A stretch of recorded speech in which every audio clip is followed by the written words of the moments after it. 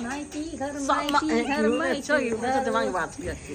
माइती घर आएर कस्तो अनुभव भइरहेछ त अनि हजुरलाई भन्नुहोस् जनता जान्न चाहन्छ यहाँ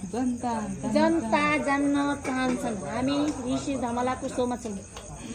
ऋषि धमला ज्यूको सोमा छौँ अलिक घट्नु भयो क्या हौ अलिक त स्लिम स्लिम देख्छु त म पनि त्यस्तै देख्छु माइती घर आएर घट्नु भएको छ मासु धेरै दिएर तल माथि गरेर घट्नु मासु धेरै दिएर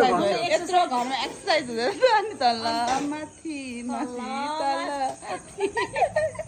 तल माइती घरमा आएर होइन हर्छ होला नि हर्छ नि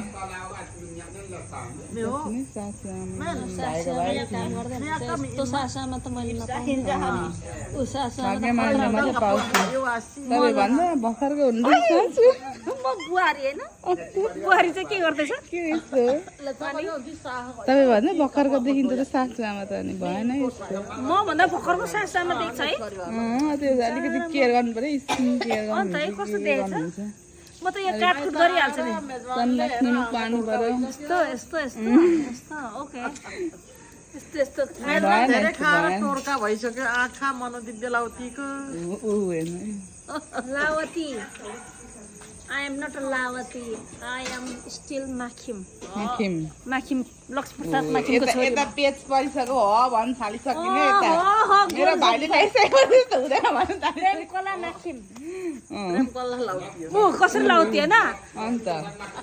आफू चाहिँ लाउती अरे अनि आफू चाहिँ लाउती अनि मलाई माखिम म चाहिँ लाउती लाउती भन्दैन मक्खी मारे अनि म पनि लाउती भन्दैछु अघि नै तपाईले आफै भन्ने म चाहिँ लाउती अरे आफू चाहिँ कुनै लाउती अरे त्यस्तो हुन्छ हुँदैन